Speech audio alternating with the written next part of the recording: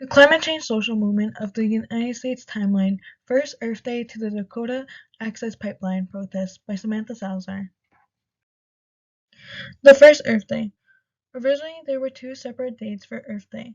John McConnell, a peace activist, first proposed the idea of Earth Day to be on March 20th or the 21st to the United Nations, officially making March 21st the International Day for Earth Day.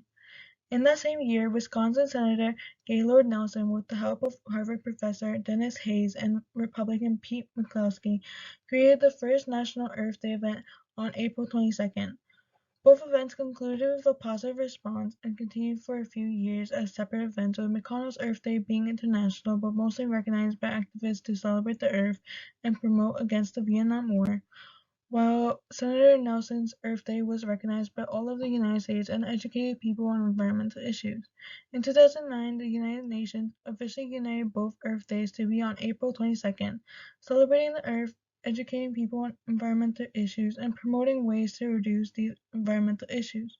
The first Earth Day was considered coalitions in the social movements chart because it brought people together to events that consisted of cleanups and educating people and spreading awareness on environmental issues. December 1970, the creation of the Environmental Protection Agency. The Environmental Protection Agency was first created because of the major concerns towards pollution-related environmental issues. William D. Waukesha was the first administrator of the Environmental Protection Agency nominated by President Nixon. William D. Waukesha was a part of the House of Representatives for Indiana and an Assistant Attorney General for the Civil Division of the Department of Justice.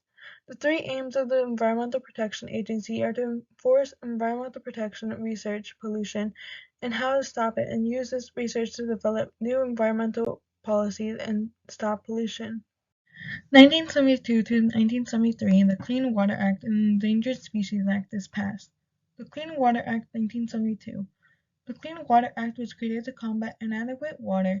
It created and enforced water quality standards, gave the Environmental Protection Agency the authority to implement pollution control programs, funded sewage treatment plants, and created guidelines for extracting oil and gas. The Endangered Species Act 1973. The Endangered Species Act protects plants or animals that are formally listed as endangered or threatened. Prohibition to remove endangered plants and harm threatened species depends on the state, but states are mandated to a prohibition on harming endangered species, as endangered species are at a higher risk of extinction than threatened species. The Endangered Species Act aims to categorize species that are at risk of extinction and to create a recovery plan for endangered and threatened species.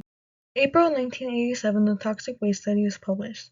The Toxic Waste Study was published by the United Church of Christ Commission for Racial Justice. The study was used to determine the extent minorities were being exposed to hazardous waste by focusing on controlled and abandoned hazardous waste facilities. The study was conducted because of concerns following operating in abandoned hazardous waste facilities, their effects on the environment, and the exposure to health problems in minority communities. The study showed that 3 out of every 5 Black and Hispanic Americans lived in communities with uncontrolled toxic waste sites. Approximately half of all Asian Pacific Islanders and Native Americans lived in communities with uncontrolled toxic waste sites. 3 out of 5 largest commercial hazardous waste sites, waste landfills in the United States, were located in predominantly Black or Hispanic communities. October 1991, the first National People of Color Environmental Leadership Summit.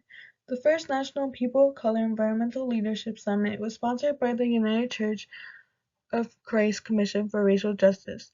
This summit began on October 24, 1991 and ended on October 27. Throughout these 4 days, a list of environmental justice principles were created.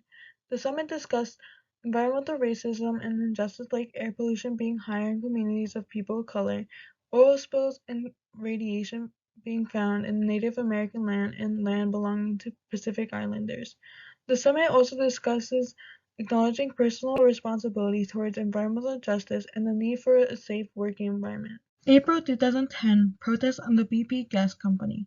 Around the world, people protested the BP gas company after BP failed to prevent the Deepwater Horizon oil platform from exploding, causing an oil spill in the Gulf of Mexico and 11 worker deaths. People protested by creating anti-BP social media pages, boycotting BP, and protesting outside BP gas stations.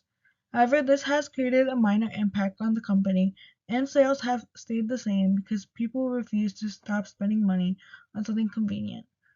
Organizations like Greenpeace and Friends of Earth have created an online petition asking for a ban on new oil drilling and have created a campaign asking senators and Congress to contribute the money taken from oil companies to a recovery fund for the Gulf of Mexico. The United States and organizations like the Center for Biological Diversity have filed a lawsuit against BP and the largest oil drilling contractor Transocean to hold them responsible for the Deepwater Horizon oil spill. April 2014 Flint water crisis protest. The Flint water crisis started after Michigan city of Flint decided to save money by getting water from the Flint River instead of from Detroit. Without treating the water from lead, the contaminated water caused rashes, hair loss, lead exposure and poisoning, seizures and liver failure. However, the response to the contaminated water was that the city considered the water safe to use, and when families publicly acknowledged the lead levels in the contaminated water, they were kicked out of their homes. This caused the communities of Flint to protest for clean water. 2 years after the Flint water crisis began, the Senate approved a legislation to aid communities affected by lead contamination in Flint. The Flint water crisis is still going on in 2022, but the former governor of Michigan, Rick Snyder, and 9 other government workers have been charged with neglecting, withholding, and covering up information about the Flint water crisis. 2014 Dakota Access Pipeline protest at Standing Rock. The Dakota Access Pipeline was an under-construction pipeline that was completed on June 1, 2017, running across North Dakota, South Dakota, Iowa, and Illinois. The Dakota Access Pipeline is led by energy companies like Energy Transfer Partners. The pipeline is controversial because it creates a high risk for farmers and wildlife and can pollute the water as it runs under the Missouri River and Lake Oahe. Energy Transfer Partners first announced the Dakota Access Pipeline in 2014. The company requested permits from all 4 states and a federal permit from the U.S. Army Corps of Engineers. On July 2016, the Sioux Tribe of Standing Rock and Earth Justice filed a lawsuit against the U.S. Army Corps of Engineers for approving a permit without complying with the National Historic Preservation Act. The National Historic Preservation Act was first established in 1966 to conserve historical and cultural properties.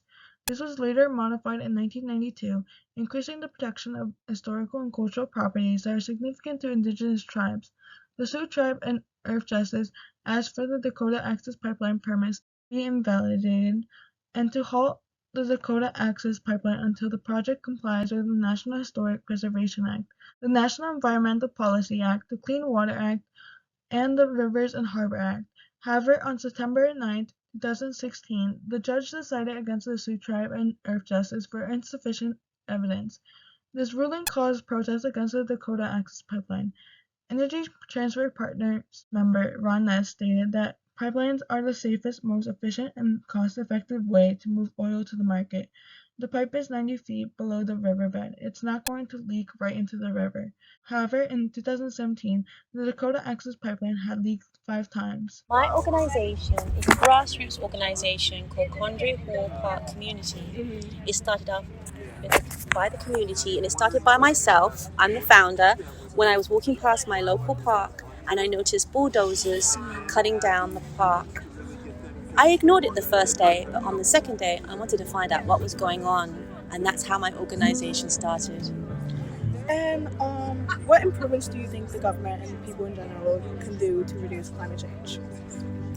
I think that they need to follow the laws that they have put in place. There's a law called SECRA, which is often overlooked and not followed, or projects are segmented. What I mean by segmented is that SECRA has type 1 and type 2. Type 2 means that if it's classified as type 2, it's a negative impact on the environment. And what a lot of people and developers and government bodies do when they have a construction project, for example, at Coindre Hall Park, which involves a boathouse, a seawall, and a pier, if they're supposed to take the entire project, look at it in its entirety, and see what that environmental impact of doing those projects will be. And that would be a type 1, which means they'd have to do something to mitigate any environmental impact, or they might have to scale down their project if they can go forward with it at all. But what they do is something called segmentation. They do the project in phases. They'll do the boathouse by itself, they'll do the seawall by itself, and they'll do the pier by itself. They do them separately. In doing them separately, each project gets a type 2 and is considered negative impact on the environment. So in that way, they get something put through that is actually a positive impact. They get something put through that has a negative impact on the environment. Sorry, when I say type 2 is negative declaration, which means there's no impact on the environment, when there is actually an impact on the environment. So that's not right. It's called segmentation, and segmentation is not allowed. SEQRA stands for State Environmental Quality Review Act. And what's the recourse? What's the recourse for the people have? Do you know that the government is not policing this? Did you know that the states or legislators aren't policing it? What has to happen is civil action, and civil action costs money, often out of the reach of many communities or small organizations. So we just have to live with it, and that is not right. What can people do at home to help reduce climate change? In my opinion, what they can do to help reduce climate change is be more aware of their surroundings. The problems in the water begin on land. So how about picking up after your dog, picking up trash? Try not to be wasteful. Try not to throw things in sensitive areas. Be aware of the plants that you're planting. Are they native plants? Are they invasive plants? Be aware of your surroundings. What kind of lights do you use? Lights impact the navigation of birds. Be aware of reconnect to the environment and seek to be a steward yourself of the environment, not just for you, not just for your children, but for the next 7 generations. According to the Native American Indians, who have been here for over 1.5 millennia, they have the best, they're the most connected people to these lands, and they use a 7th generation stewardship model principle, which means they think about the next 7 generations. What are we doing how is it going to impact the next 7 generations? So we need to be all mindful, and we need to be thoughtful. How has the climate change movement itself helped your organization? I believe the climate change movement has raised awareness of the average person. So when I bring an issue to them that may be a little complex, about like SEQRA, about wetlands, designation and protection, people have already been primed to know there's something wrong here, we have to do something. Yeah. And where do you see your company in 10 years? Hopefully in the hands of somebody, the next generation, taking it further.